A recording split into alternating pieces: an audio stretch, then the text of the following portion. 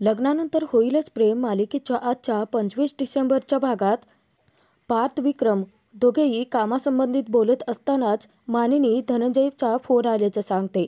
विक्रम phone घेतो तेव्हा धनंजय त्याला आनंदाची बातमी देतो की या लग्नाला नंदिनीचा देखील होकार आहे.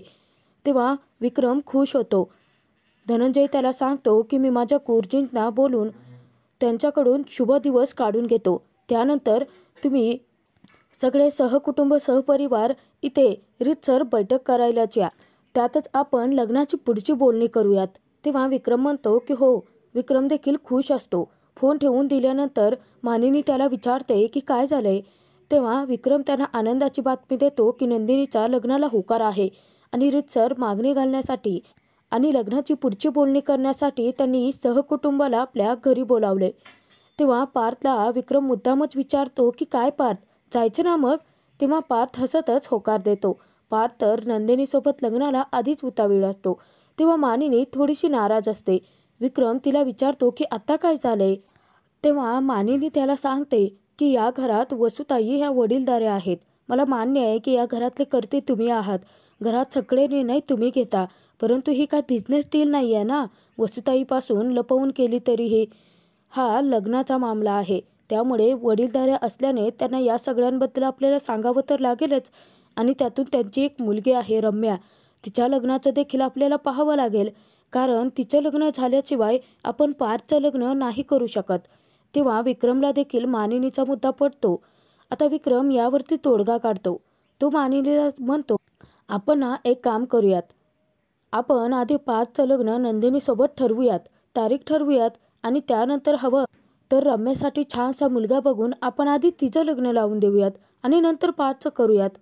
तेव्हा मानिनी म्हणते की हो, हा तोडगा चांगला आहे. परंतु आणखीन एक प्रॉब्लेम आहे.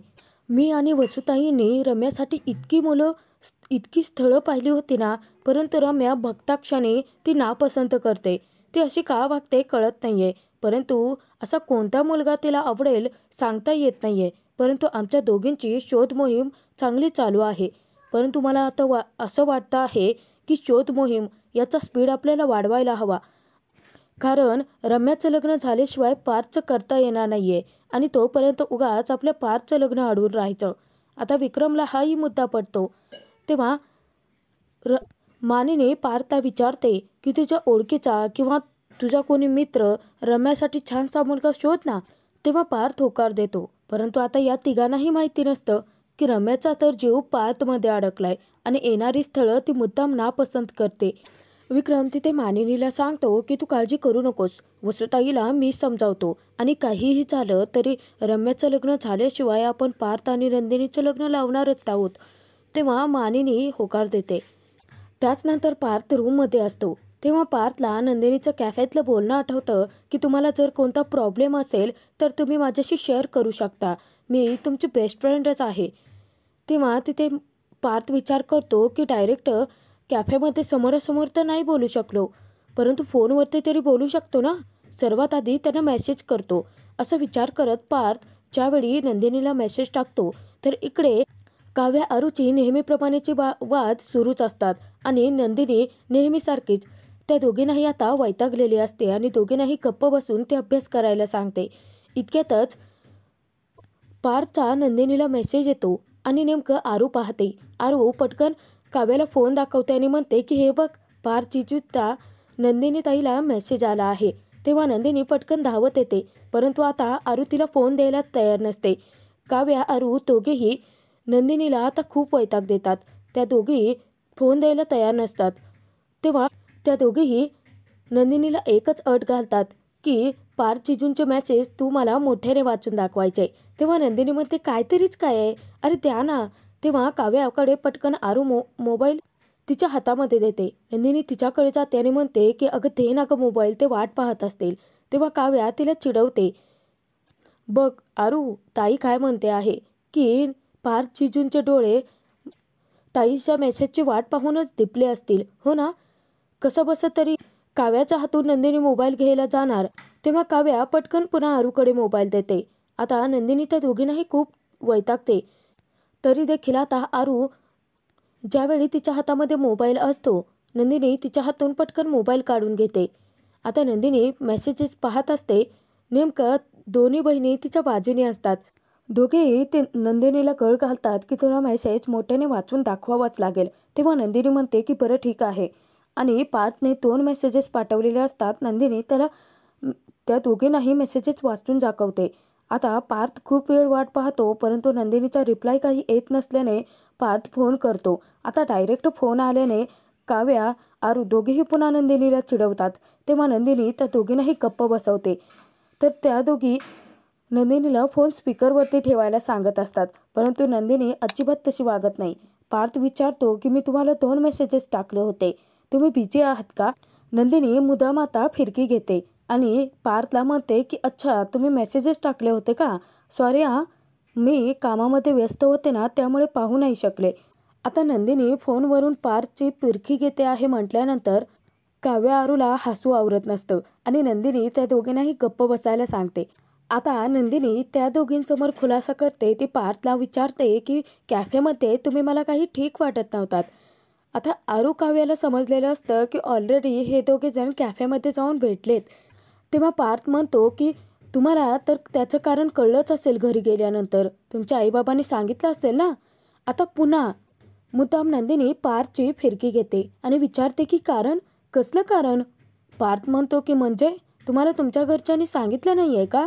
त्यांचा तर आम्हाला फोन आला होता, तुमचा होकार आहे. तेव्हा तिथे नंदिनी म्हणते की अच्छा, काय झालं माहिती आहे का, आमच्या आनंद निवासमधली काही माणसं अचानक घरी येऊन धडकलीत, त्यामुळे मला त्यांनी अर्जंट फोन करून बोलावून घेतलं. तुमचं नक्की कशाबद्दल चाललंय बोलणं? आता पार्थला कळत नसतं की नंदिनी अशी का वागते, परंतु नंदिनी तर मुद्दाम त्याची फिरकी घेत असते. पार्थ विचारतो की म्हणजे तुमचा याला होकार नाही आहे का? तेव्हा नंदिनी म्हणते की होकार? परंतु कशाबद्दल बोलताय तुम्ही, मला खरंच कळत नाही आहे. तेव्हा पार्थ म्हणतो की असं काय करताय, म्हणजे तुमच्या घरचे तुम्हाला न विचारता हे सगळं परस्पर ठरवतायत का?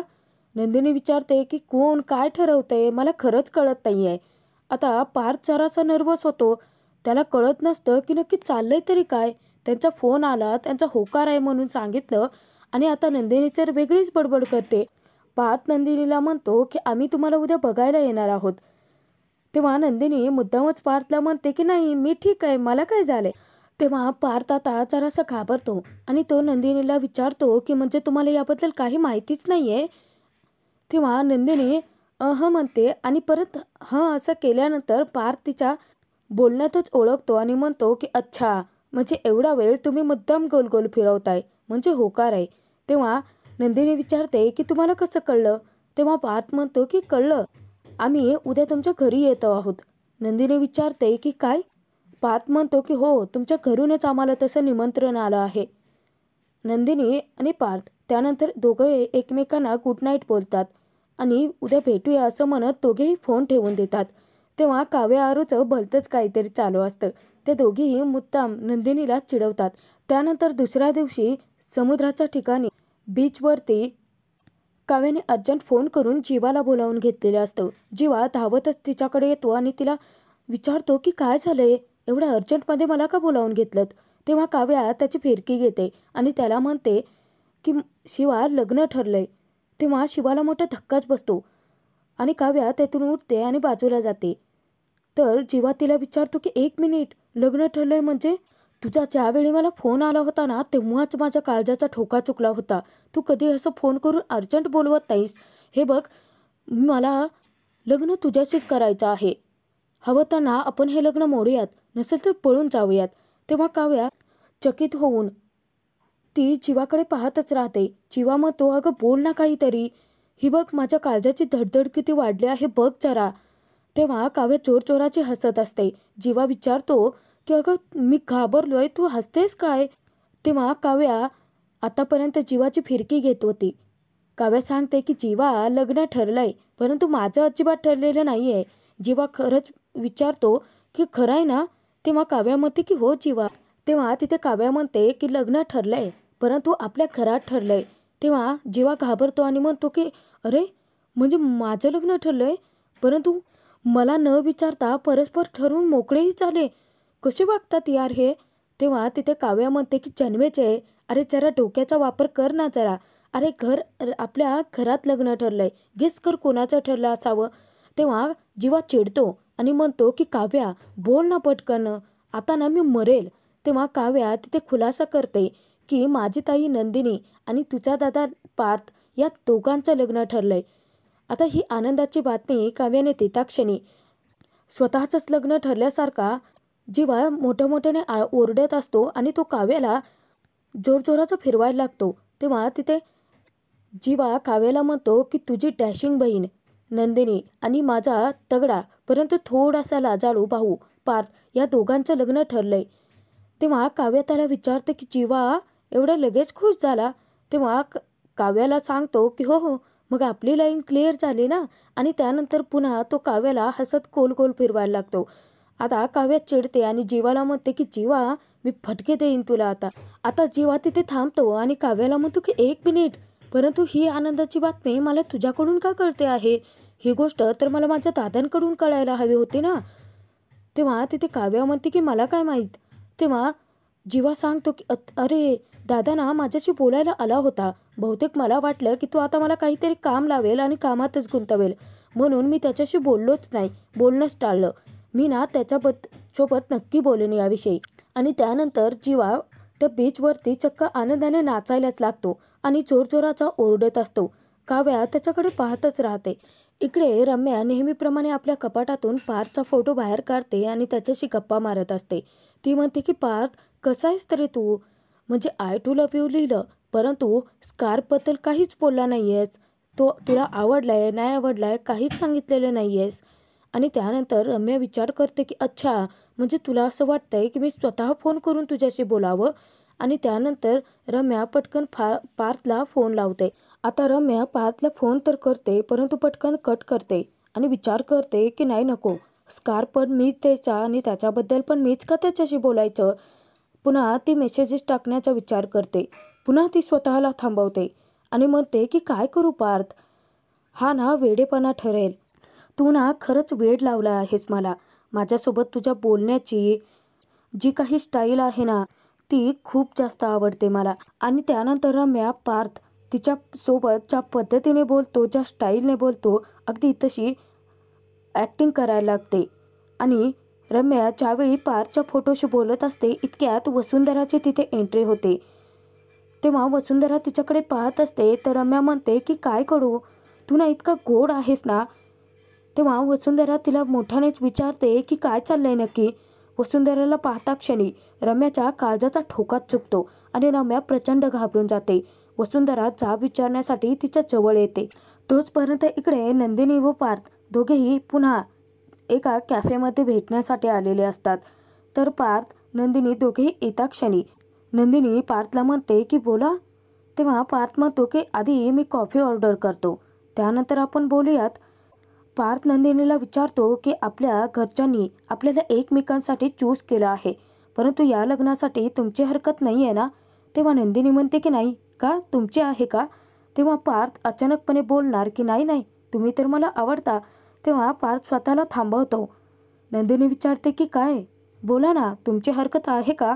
तेव्हा पार्थ म्हणतो की नाही, खरं तर मला असं विचारायचं होतं की तुमचं जर या लग्नाला नकार असेल किंवा आईवडिलांच्या साठी तुम्ही जर करत असाल, तुम्हाला लग्न करायचं नसेल तर तसं तुम्ही मला सांगू शकता, मी काहीतरी कारण काढून माझ्या घरच्यांना नकार देईन. तेव्हा नंदिनी म्हणते नाही नाही. आणि इतक्यातच वेटर येतो. तेव्हा दोघेही एकाच फ्लेवरची कॉफी ऑर्डर करतात. आता पार्थ कन्फ्यूज झालेला असतो, गोंधळलेला असतो. पार्थ नंदिनीलाच विचारतो की काय बोलत होतो आपण, कुठे होतो आपण. तेव्हा नंदिनी म्हणते की लग्न न करण्यावरती. तेव्हा पार्थ चुकून बोलून जातो की नाही नाही, मला तर लग्न करायचं आहे. तेव्हा नंदिनीला आता पार्थवरती हसू येतं आणि पार्थ म्हणतो की म्हणजे तुमची खरंच हरकत नाही आहे ना. तेव्हा नंदिनी त्याला विचारते की तुम्ही बहुतेक विसरला असाल, परंतु मंदिरात मी एक लग्न मोडून दुसरं लग्न करायला निघाले होते, त्यामुळे लग्नाला नकार द्यायचा असेल तर मला कोणाच्या मदतीची गरज नाही वाटणार. आता नंदिनीची या बोलण्यातच पार्थने ओळखलेलं असतं की नंदिनीच्या या लग्नाला होकार आहे. नाही म्हणजे तुमचा नकारही आलेला नव्हता आणि त्यातून तुम्ही माझ्यासोबत कॉफी प्यायला देखील इथे आला आहात. म्हणजे मला कन्क्ल्युजन काढायचं होतं की मी तुम्हाला पसंत आहे की नाही. तेव्हा नंदिनी म्हणते की नाही, असं काही नाही आहे. आईबाबांनी मला सांगितलं आणि आईबाबांच्या शब्दांच्या बाहेर नाही आहे मी. तेव्हा पार्थ मुद्दामच नंदिनीची फिरकी घेतो आणि तिला विचारतो की अच्छा, म्हणजे मी तुम्हाला पसंत नाही आहे वाटतं. आईबाबांच्या जबाबदारीतून आलेला हा होकार आहे. तेव्हा नंदिनी चुकून बोलून जाते की नाही, तसं काहीच नाही आहे. तेव्हा पार्थ आता तिथे समजून जातो की पार्थ नक्कीच नंदिनीला पसंत आहे. तोचपर्यंत इकडे वसुंधरा रम्याच्या हातून पार्थचा फोटो हिसकावून घेते आणि रम्या आता प्रचंड गांगरून गेलेली असते. वसुंधरा रम्याला आधी धाक दाखवते आणि तिला ती विचारते की तू पार्थच्या फोटोशी बोलत होतीत. रम्या, तुला कळतंय का, प्रेमात पडणारी माणसं अशी वागतात. तू पार्थच्या प्रेमात पडली आहेस का? रम्या बिथरते आणि तिच्या तोंडून आता शब्दही फुटत नसतो. तेव्हा बोलण्याचा सूर बदलून तिथे प्रेमाने वसुंधरा तिला विचारते की पार्थच्या प्रेमात पडली आहेस. तेव्हा रम्या एकटक वसुंधराकडे पाहतच राहते आणि ती लाजते, ती बाजूला जाते. तेव्हा तिथे वसुंधरा म्हणते की अच्छा, तू पार्थच्या प्रेमात पडली आहेस, म्हणूनच मॅरेज ब्युरोमधून कोणाची माहिती आली किंवा कोणी स्थळ सुचवलं तर डायरेक्ट रिजेक्ट करायचीस. पार्थ इतका आवडतोय तुला आणि फक्त पार्थ आवडतोय की पार्थला देखील तू आवडतेस? तेव्हा रम्या सांगते की पार्थलाही मी आवडते. तेव्हा वसुंधरा आणखीनच खुश होते. परंतु हा सगळा गोंधळ तर पिहूमुळे निर्माण झालेला असतो, कारण त्या लेटरवरती पार्थच्या वतीने होकार पिहूने दिलेला असतो. तर वसुंधराला रम्या सांगते की लहानपणापासून माझा लाईफ पार्टनर म्हणून मी पार्थला इमॅजिन करत आले आहे. तेव्हा वसुंधरा खूप खुश होते आणि म्हणते खरंच सांगतेस? तेव्हा रम्या म्हणते की हो, आणि याबद्दल मी माझ्या मनातली प्रत्येक गोष्ट पार्थला विचारली आणि पार्थने देखील प्रेमाला माझ्या होकार दिला आहे. तेव्हा वसुंधरा खूप खुश असते. ती म्हणते की ठीक आहे, मी आत्ताच जाऊन विक्रमशी याबद्दल बोलते. तेव्हा रम्या म्हणते की मामाशी लगेच? तेव्हा वसुंधरा म्हणते की या घरात सर्वात जास्त लाडके आहेस तू आणि पार्थची आता होणारी बायको म्हटल्यानंतर तर काही विचारायलाच नको.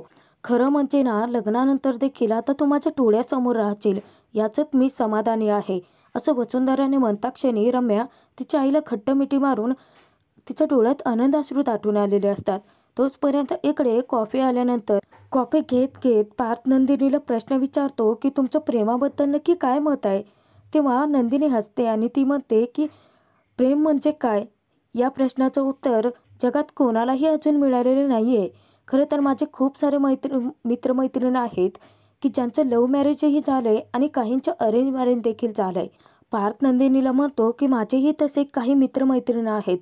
परंतु तेव्हा तिथे नंदिनीच्या तोंडून आपसूक निघतं की लग्नानंतर दोन्हीवाले जरा सारखंच वागतात. तेव्हा पार्थ म्हणतो की हो, ते एकमेकांशी भांडतातही आणि एकमेकांना मनवतातही. नंदिनी म्हणते की हो, परंतु प्रत्येकाची गोष्ट ही वेगवेगळी असते, युनिक असते, नाही का? पुढे नंदिनी पार्थला सांगते की कढी जसे उमलते तसंच बहुतेक प्रेम उमलत असावं. परंतु मला इतकंच वाटतं की प्रेम ही भावना खूप सुंदर आहे. कित्येक जन्म अपुरे पडतात प्रेम ही भावना समजण्यासाठी, नाही का? असं म्हणत नंदिनी हसते आणि नंदिनीच्या स्माईलवरतीच पार्थ फिदा होतो आणि तिला सांगतो की अगदी बरोबर बोलताय तुम्ही. तेव्हा पार्थ तिथे नंदिनीला म्हणतो की खरं सांगायचं झालं तर कम्युनिकेशन देखील खूप सुंदर भावना आहे, नाही का? तेव्हा नंदिनीलाही ते म्हणणं पडतं. पार्थ म्हणतो की खूप वेळ झालाय, आपण कॉफी घेतलेली नाही आहे आणि दोघेही चर्स म्हणत कॉफी घ्यायला लागतात. आजचा हा भाग इथेच संपतोय. पुढे आपण पाहणार आहोत वसुंधराशी विक्रम बोलतो की आम्ही पार्थचं लग्न ठरवण्याचा विचार करतो आहोत, त्याचबरोबर रम्याचं देखील. तेव्हा वसुंधराचा गैरसमज होतो आणि वसुंधरा म्हणते की अगदी माझ्या मनातील बोललास तू. त्यावरती विक्रम विचारतो की काय, पार्थच्या लग्नासोबत रम्याचं लग्न मान्य आहे तुला? तेव्हा वसुंधरा होकार देते. परंतु आता भलतंच काहीतरी घडणार असतं. तर ज्यावेळी पार्थ रम्या दोघेही काम करत एकमेकांशी बोलत असतात तेव्हा वसुंधरा त्यांच्याकडे पाहत असते आणि रम्याला इतकं खुश पाहून ती देखील आणखीन खुश होते. तर त्याचनंतर शनायाचे बाबा शनायाचं स्थळ घेऊन विक्रमकडे आलेले असतात आणि ते सांगतात की शनायाने पार्टीमध्ये पार्थला पाहिलं आणि पाहता क्षणी तिला तो खूप जास्त आवडलाय आणि म्हणूनच तुझ्या पार्थसाठी मी माझ्या शनायाचं स्थळ घेऊन आलो आहे. तेव्हा विक्रमला मोठा धक्काच बसतो. तर नंदिनी तिच्या आईसमोर काव्याला म्हणते की खरं सांगायचं झालं ना काव्या, माझं लग्न ठरलंय, परंतु माझं लग्न ठरल्यापासून माझ्यापेक्षा जास्त खुश तूच आहेस. तेव्हा काव्या धक्क्याने नंदिनीकडे पाहतच